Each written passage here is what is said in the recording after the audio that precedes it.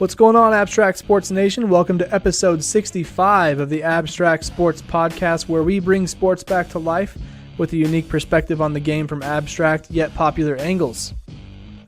We're coming at you live on Facebook, as always. I see Alice and Eric have joined the show. They may have left because I took 10 minutes to do my prepping.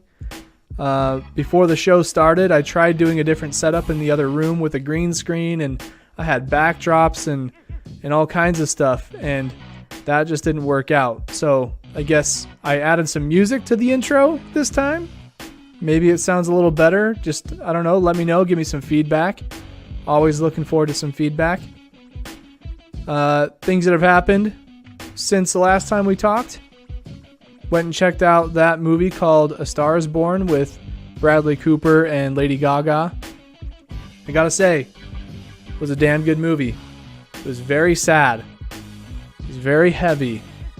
But it was a great movie. Very well done. I didn't realize that Bradley Cooper produced or helped direct that movie. But it was really good. And Lady Gaga did an extremely good job of being an actress in her first movie. So shout out to Lady Gaga. I love her. She puts out good music as well. Recent articles on the blog. Don't really have any, but you can go check some stuff out. Go to abstractsports.com. And without further ado, I think we're just going to get this thing going. All right, guys, welcome to episode 65.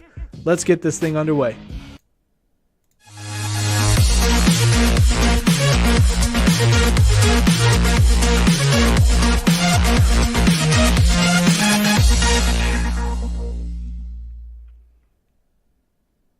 All right, so we're going to start off with a little bit of NBA action. The season tips off in just 6 days.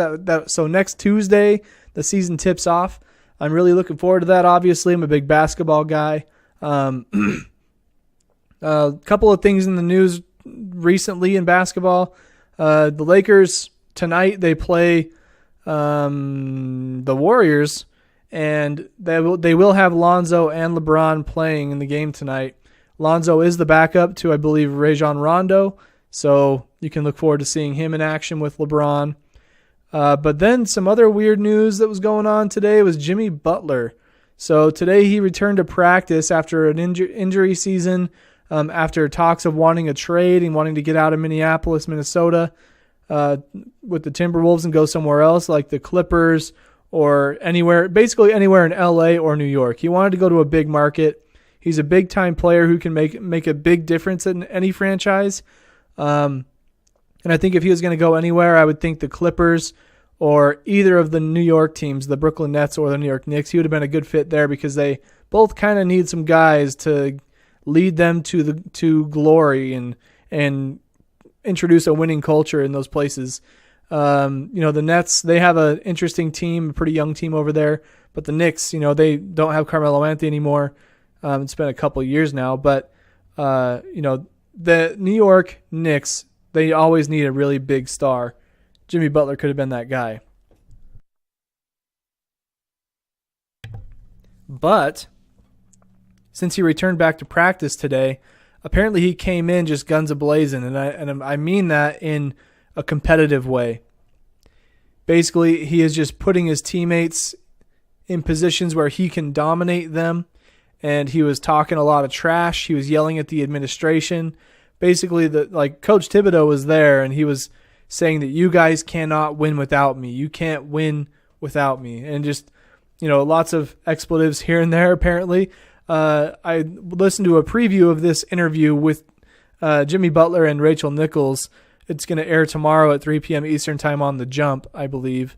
So you can see the full thing there. But this interview is Jimmy Butler just being honest, and that's kind of how he described his experience at practice today. He was just like, I was just being brutally honest, and he said that at one point Karl Anthony Towns he was guarding Karl Anthony Towns in the post, and Jimmy Butler's a guard.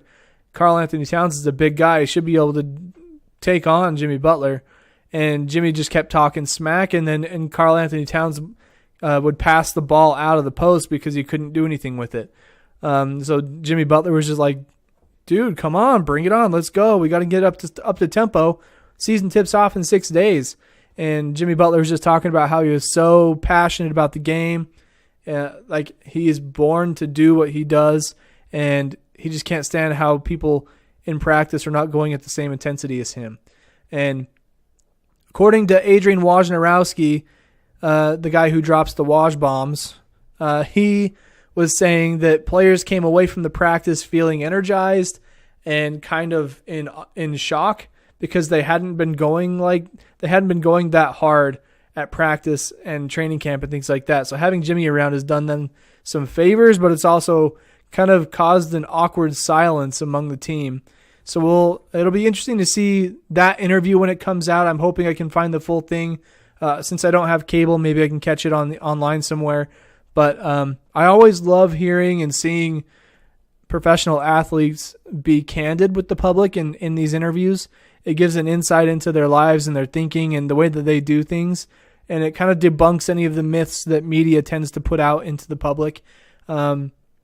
Obviously, the media tends to sensationalize everything. And so when you get a one-on-one interview with Jimmy Butler, letting him just kind of go off and tell his side of the story, there's no way that it can get misconstrued if you go back to that source. So one thing that I appreciate about those one-on-one interviews. In other basketball news, I have wanted to do an NBA preview show, and it's going to have to come very soon. The thing is that I've been trying to get in contact with this guy here in town who wants to do the show with me. He's a big basketball guy. He's always looking for people to talk basketball with, but he's an extremely busy dude. I'm a busy guy. This guy's equally as busy, if not more. I mean, he's got something going on every day of the week. And so he was saying that the earliest he could do anything would be Tuesday night. The hard part about that is packing an NBA preview show into one night could be kind of difficult. And I kind of wanted to, target each team individually and talk about each team. If we did it in one night, it would be like a rapid run through of each team and what we think they're going to be able to do this season. So just look forward to some news coming out on the social media pages about that, about whether it's going to happen or not.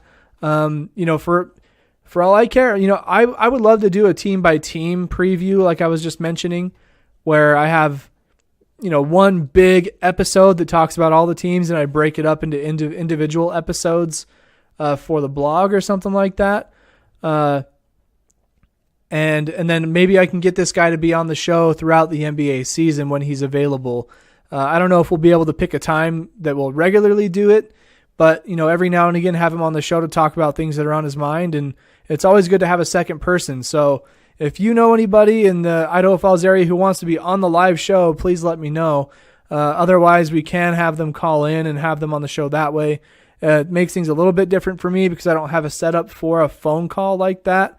I don't know how that even works unless you Skype them in. And even if I do that, I have to figure out the audio situation so I can hear them without getting feedback through the microphones and all that stuff. So anyways, if you're interested in being a part of the NBA content this year as far as podcast or blogging, get at me. You can shoot me an email at hello@abstractsports.com, and we'll try to get something going there. All right, that's it for the basketball action. Let's move on to some football. I just realized I didn't play the intro, or the transition. So here's the football one. Don't you love how I mention the transitions before I play them? I don't know why I do that. I should just roll right into it and make it natural. And I feel like the intros need to be redone at this point. They're very quick. They're like zing and they're done. I kind of want to expand on them and have some music or something and have it fade out and then have it stop. So maybe I'll work on some stuff. Always room to improve, guys. Whatever you're doing, there's always room to improve. I've been doing this for almost 2 years now, or a year and a half at least, and I see ways I can get better every single time, every single episode.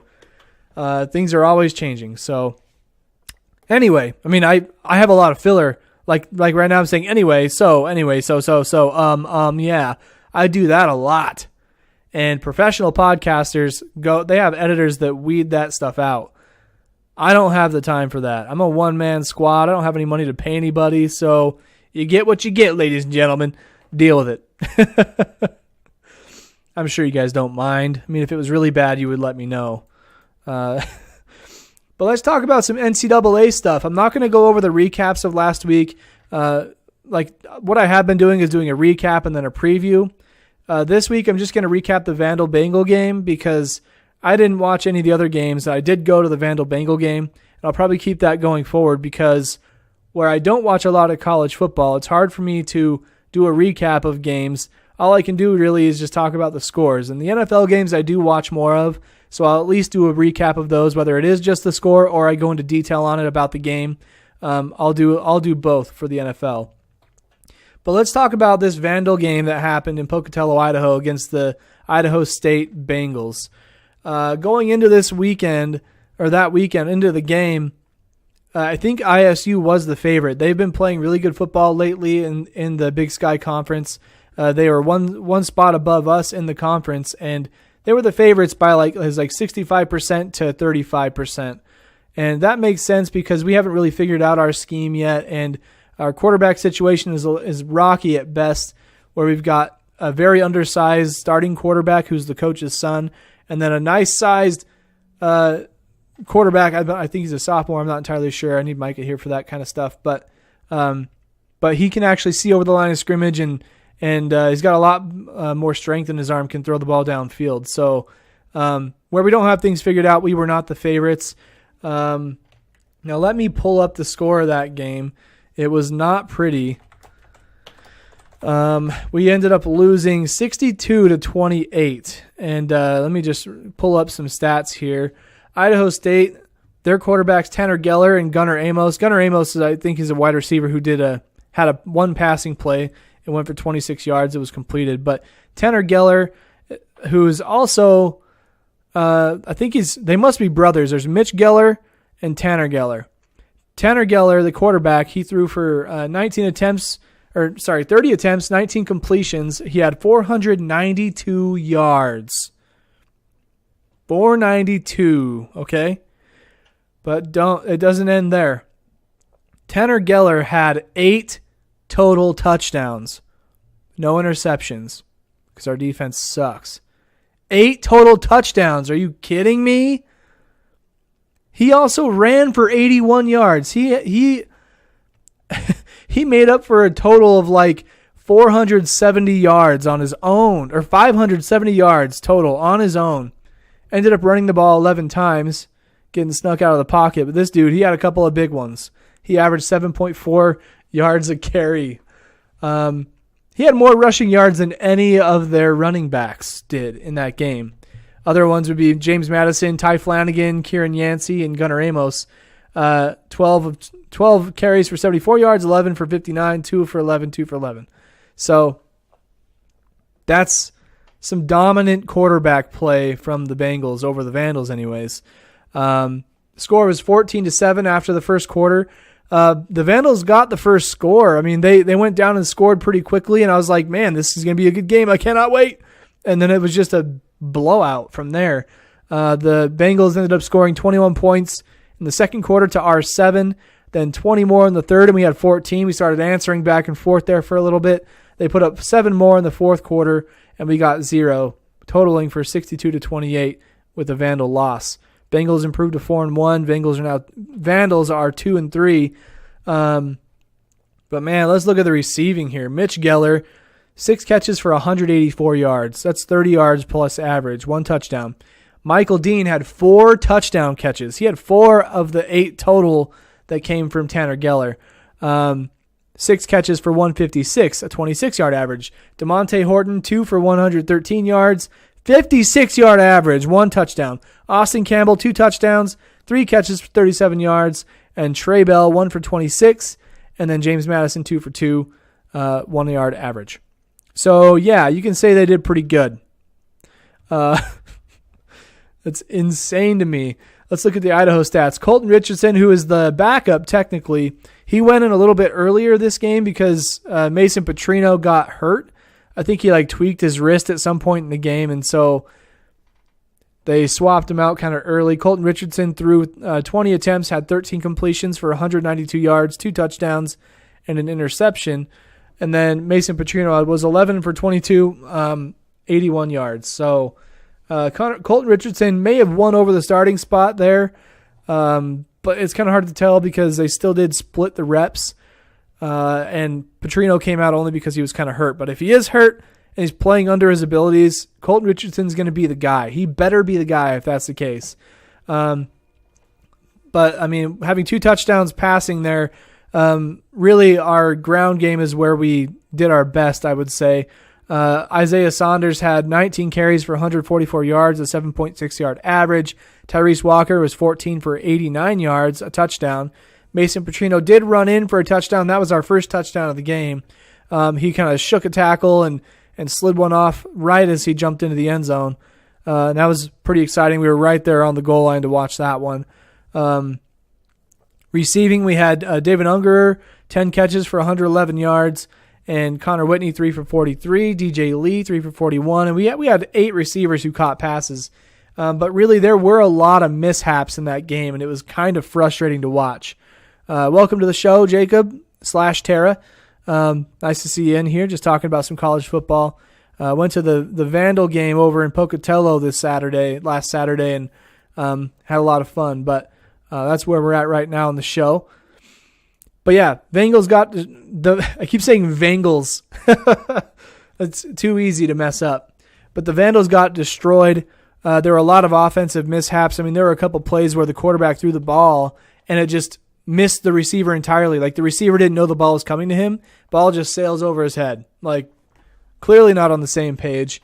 So very frustrating as a Vandal fan and a Vandal alum.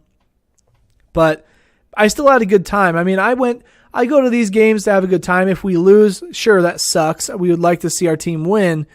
But at the same time, it's not very often you get to see the Vandals play the Bengals close to town here like that. And so, you know, I have some friends who are really competitive, and I understand, like, when you get behind, you just don't want to be there to watch it because you get frustrated. Like Micah gets that way, and that's totally fine. I mean, you can be that way. I just, you know, we paid $20 for the tickets, had to drive to Pocatello. It's like a 45-minute drive, or 45-mile drive, I should say. It's not that long of a drive. It's 45 miles away, so you have to travel there. We went and pre-gamed, had some lunch, went to the game, and like at that point, I'm invested to want to stay and watch the entire thing. We ended up leaving like with 3 minutes to go, where we knew it was just going to be a big loss. We probably should have stayed, but we did want to beat the traffic too. But other people left a lot sooner, and that's totally their prerogative. But I'm there to see as much of the game as I possibly can. You know, when you have a bunch of people who go with you, it's kind of hard to do that. So anyway, great time. Did some pre-gaming over at this place called, what is it called? It's like, not Buddies. What is it called? It's like a little pub / deli, and they had really good sandwiches, and of course they had cheap beer. I went Idaho cheap beer, so I'm talking like Pabst Blue Ribbon. I went with some PBRs. Had to keep it as college as possible, so that's what I did. Didn't go too hard, obviously. There were people there. Didn't want to get plastered in front of all my friends and family. But anyways, yeah, Vandals got destroyed. Let's move on to some other college games. There are some key matchups for Week 7 in NCAA football, boys and girls, and they go a little bit like this. You've got number two ranked Georgia at number 13 LSU. So you got the underdog in that game at home, 3:30 p.m. Eastern time on CBS. That'll be one you'll want to watch for sure.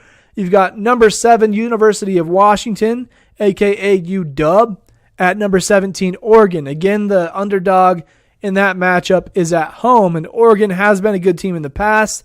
They've got flashy uniforms. Will that translate into good play against University of Washington and Coach Doug Peterson? I think that's his name, the former Boise State coach. Yeah, I know he went there because when he left Boise State, we were like, oh, snap. But that's going to be at 3:30 p.m. Eastern time on ABC or ESPN2 or watch ESPN app. So you want to tune into that one. And then I just wanted to highlight this one just because it's another state matchup that could be kind of fun. You've got UCLA at Cal, 7 o'clock p.m. Eastern time on Pac-12 Network. I like to try and feature any kind of in-state rivalries, kind of like the Bengals and The Vandals, man. I keep saying that. I must stop. Holy cow. The Idaho Bengals. Holy crap. Now I'm getting it all wrong. Idaho State Bengals and the Idaho Vandals. Holy cow. That's really hard. Why did they name those mascots that close to each other? They both end in ALS. They both have an N right in the same spot, so it's easy to mess up. Man, that's annoying.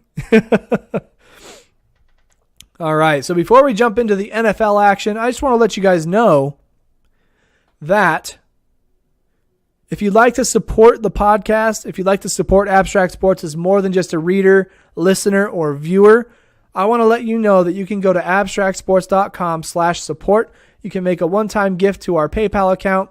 That just helps us keep our website online and helps motivate us to continue putting out great content.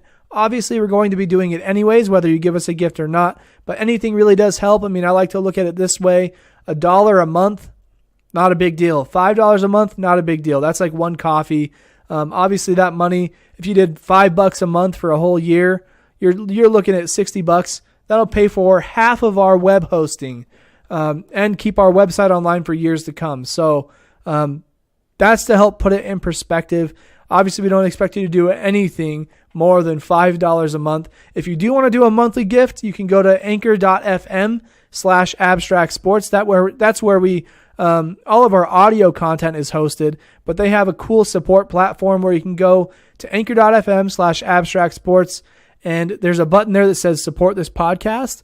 You click that button, and it gives you a $1, $5, or $10 increment per month donation that goes to our show and helps keep us going. So if you're feeling generous, hit one of those links, and we'll drop them in the description below, and you can support us that way. Or you can even go to abstractsports.com/shop and buy a t-shirt to support the brand, support the grind. All right, back to the show. So a little bit of Week 5 recap in the NFL. I only had a few games on the dot. Well, I guess I had a handful because there were a lot of divisional matchups. I'm just going to rattle through these and talk about the stories behind them. First, we had the Titans at Bills. So the Titans were on the road after defeating the Philadelphia Eagle champions. They beat them in overtime with a touchdown in the last seconds. Really great game. This was last week, so not this Sunday, but the one before. But this week the Titans ended up losing to the Bills 12-13. Very low scoring game. I believe that one went to overtime as well. It was like, no, it didn't. I'm thinking about the Ravens Browns. Ravens Browns. Yeah, that did happen. I'll mention that in a second. Oh, it's right here. Okay. My outline's all messed up, guys. I'm so sorry. Anyways, Titans lose. Sorry, Michael. Sorry, Micah. Ravens at Browns. That game was just a handful of field goals, really. It was like 9-9 going into overtime. But the Browns got yet another win in yet another overtime game. What is it with the overtime games this year? Are the refs doing this on purpose? Are they calling plays to pull things back and extend out the games? Is that how they're planning on getting the NFL's ratings up or what? I don't get it. But, man, it's exciting football, though. I'll tell you that much. Yeah, Browns another win. So now they are 2-1. That's a hell of a record. It was a divisional matchup, too. So pretty big win for the Browns, honestly. Then I wanted to talk about the Raiders-Chargers. I didn't watch that game, but I wanted to highlight it because it is a divisional matchup and it's a California matchup. So Raiders did take the L. Sorry, Clayboy. Sorry about your loss, literally. But they lost 10-26. Then you have the Cardinals at Niners, another divisional matchup. Cards beat the Niners 28-18. And then another divisional, Rams at Seahawks. Rams beat the Seahawks 33-31. From what I understand, that was a shootout. We didn't really expect it to be, but it was. And I'll tell you, in fantasy football, I was playing against my brother Michael, and he had Jared Goff and Cooper Kupp. Cooper Kupp went out early with an injury. Lucky for me. Sorry for Cooper Kupp. Obviously, get better soon. More on the fantasy stuff later. But the Rams were pretty lucky to get a win against the Seahawks in a situation like that where they had two of their main guys go down. So Jared Goff had to make it happen with Todd Gurley and the rest of the crew. And how about that guy, Drew Brees? I watched that game just so that I can watch this dude break records, and man, did he sling. He did do it. He surpassed Peyton Manning for the most passing yards in an NFL career at like 73,000 something. I don't remember the exact number, but he put up like 293 passing yards. Or no, it was like 363 passing yards. He had to, he needed like 190 or something like that to get it, but he had that number by halftime. So it's pretty cool. He had his kids and his wife come down on the field to congratulate him. The Saints actually ended up getting a penalty for the celebration. Like, where's the class in that? Like, let the man celebrate. He just broke one of the hardest records to break in NFL history, and you're penalizing them for celebrating. That's ridiculous. It was like a planned celebration. Like the Hall of Fame inductee people, they came down with white gloves on, took the ball. It's going to go into the Football Hall of Fame. Pretty cool situation, but even in moments like this, Drew Brees goes up to his kids and he just tells his two boys and his daughter, he's like, you can do anything in this life if you put in the work. All you have, put in the hard fought effort, put in the work, and you can accomplish anything in life. And after the game, I believe it was Michelle Tafoya who was interviewing Drew Brees, and she was like, do you even remember what you said to your kids after you broke the record? And he's like, probably what I tell them every night before they go to bed, and that's that they can accomplish anything in life if they just put their mind to it and put in the hard work. Anything can happen. So pretty cool emotional moment in the NFL. And it's so cool to have a guy like Drew Brees, who's a poster child for the NFL, somebody who he embodies what it means to be a professional athlete. He carries himself well off the field, very professional guy, plays the quarterback position to its purest form. So, just a throwing dude. He chucks the ball everywhere. He needed one more touchdown to hit 500. That would have been interesting because Tom Brady just did the exact same thing. So within a week of each other, they could have both hit 500. Pretty interesting story. But anyway, so shout out to Drew Brees. Congratulations, my guy. More records to be broken soon. I am sure of it. Now for the Week 6 previews. I'm going to rattle through these. Really nothing too important here. The Lions and Saints have a bye this week. So Drew Brees won't be able to get that 500th touchdown until week number 7. And he will. The dude does not score a touchdown in a game. You've got Philadelphia Eagles at New York Giants. This game is a divisional matchup. It is the Thursday night game going on tomorrow night, 8:20 p.m. Eastern Time, 6:20 Mountain Time.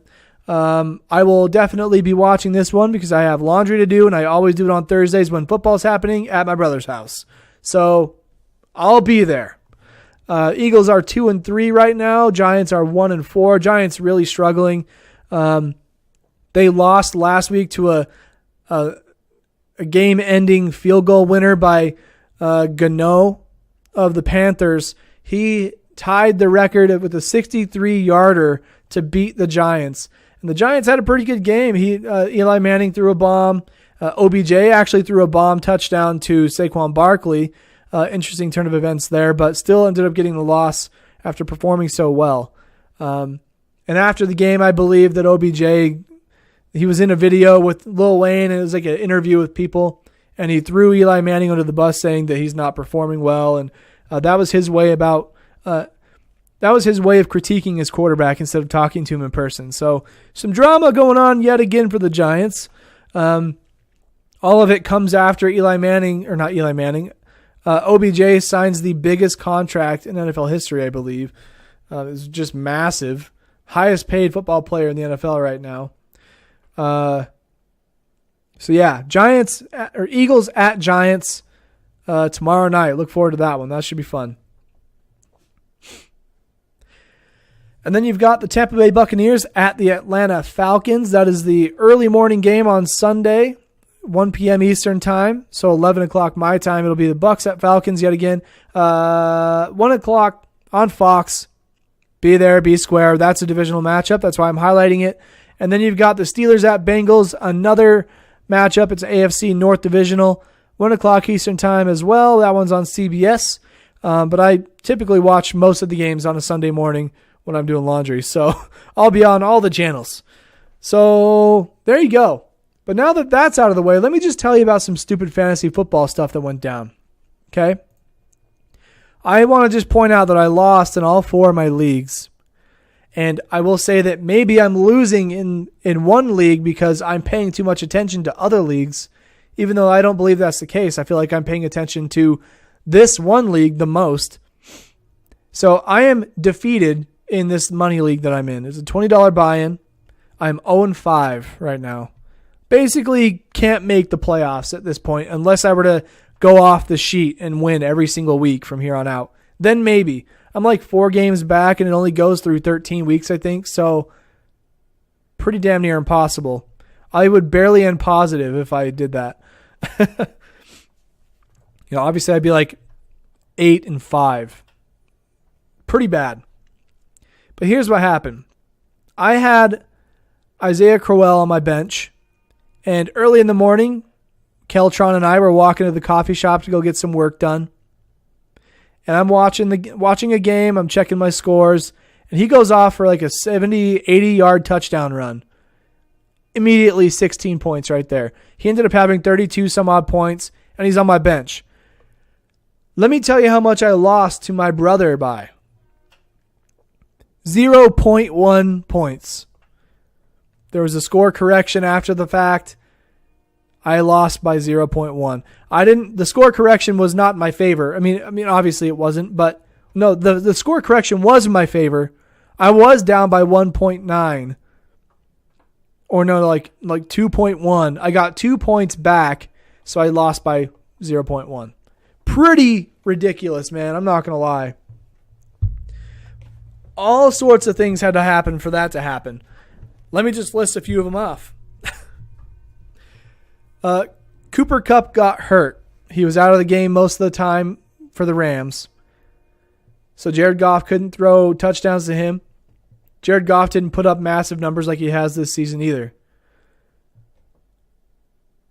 Why is my camera wigging out? Okay. So Cooper Kupp went out. That was good for me. Didn't matter. I had my defense, which was the Washington Redskins, to play on Monday night against Drew Brees and his record-breaking self. All they had to do was go positive and I win the game. I win the week. Well, they didn't. They went like -2. And we have a group chat for our fantasy football league, and a little bit of crap, smack talk happens in there, but really it's just like trade conversations and general hoopla. Well, I get a chat from Micah saying, what's funny is you could have just benched your defense and you would have won automatically. And I was already pissed that my defense gave up the points, and I was already mad that I had to get to that point. And I felt like I had to play my defense out of just courtesy, they're in, I play them. But I'm not going to lie, before the game started, I was looking at what can I trade? What if I traded the Redskins defense for the Saints defense? But I was looking at the numbers, and the Saints have been averaging 1.5 points. Redskins have been averaging a lot more, but they hadn't faced a team like the Saints yet either. So I'm like, well, shoot, I'll just stay with the Redskins. We'll be okay. I didn't think about benching them because I wasn't going to drop them. I wouldn't have a defense. I didn't even think about benching them. And Micah tells me that, and I'm just like, bleepity bleep. I'll just say that. Bleepity bleep. And I messaged him back, and I'm like, well, thanks for making this feel a lot better, dick. I have nothing good to say. I'm just like, I'm done. I texted my brother. I'm like, GG. And at that point, I was like, oh, I'm up by 2. I know I'm going to lose. I need basically at that point in the game, Drew Brees, if he had scored a touchdown, I'd have lost. And in scoring that touchdown, he would have got the yardage that would have given me -5 points on my defense. So like all the bad beats that can possibly happen, like my team gives up 450 plus yards, therefore they lose 2 more points, plus the touchdowns, the points allowed, all of that just went wrong, and I lost yet again. 0-5. 0-5. And I have had like 3 games this year where they have been that close, and I just can't get a win. It pisses me off. And I'm a competitive person. I feel like I pay attention. I'm trading people off waivers. I've made 2 trades this year. That's 2 more than I've made the last 3 or 4 years put together. I'm doing things to try and help my team because I'm on bottom. I should be taking risks. I should be trying to gain guys. And I have got some great guys. But it just isn't enough. And it's really, really frustrating. So my team name, I changed it. My team name is now the Bitter Bad Beats, because I am very bleeping bitter. I'm so bitter. Like makes me so mad that I cannot get a win in this league. I just took my first loss in my other league. I'm 4-1 there. That's a money league too. I'm feeling pretty good. Other 2 leagues, I'm like 2-2 or undefeated. Not anymore. 4-1 in 2 leagues. I think 2-3 in one other league. And then 0-5. Like, how? I was second to pick overall. I was second. Who did I take? Antonio Brown. Thank goodness I didn't take Le'Veon Bell. I would be livid. Because dude's been out. Like, he hasn't been playing because he's holding out for a bigger deal. I would be pissed because last year in this same league, I took David Johnson, and he was injured for the year. And obviously, you can't blame the players. You just got to blame the luck of the situation. That's just fantasy sports for you. Everything that can go wrong will go wrong, and there are so many factors that even if you think that you're the best, one guy could just underperform. One guy could get hurt. Maybe you're playing a defense that's way better than the offensive players you have. There are so many things that you have to decipher, and when you're in multiple leagues, you can't pay as much attention to one or another. So my lesson to you that I've learned this year especially, don't be in too many friggin' leagues if you want to compete. Next year, I have a feeling I'm going to be in 2 leagues, and they're both going to be money leagues, and that's it. That way I can put all my time and effort into them. But anyways, those are my fantasy football blunders. I'll let you know what the Bitter Bad Beats do next week to get a loss. Be sure to follow and subscribe to all of our socials. You can find us on Facebook, Twitter, Instagram, and YouTube. Just look for Abstract Sports. Look for the logo of the A with the S running through it. It'll say Abstract Sports. It's pretty clear. Give us a follow, give us a like, and let us know what kind of content you'd like to see so we can give you some more of it. If you'd like to get involved as a writer or have your own podcast about sports, let us know. Just email hello@abstractsports.com or go to abstractsports.com/contact and send us an email via our contact form. Because we're always looking to add writers. I feel like everybody out there likes to talk about sports, even if you're not a big fan of sports, because there are other things to sports that are not sports related, like, the fact that we're all people. And sports can impact things on a bigger scale rather than just on the field or the court. So get at me if you want to start your own thing. But of course, don't forget to go to abstractsports.com/support, make a one-time gift, or go to anchor.fm/abstractsports. Hit that support the podcast button and make a monthly contribution if you want to support your boy and the brand. That's all I've got for you guys for episode 65. I hope you guys tune in next week. We'll be doing some NBA action because the season tips off on Tuesday. Who knows? Maybe I'll do a show on Monday. Maybe. I don't know. Don't quote me on any of that. I don't know when we're doing the show. Plan on Wednesday. All right, that's all I got for you guys. I'll see you next week. Peace out.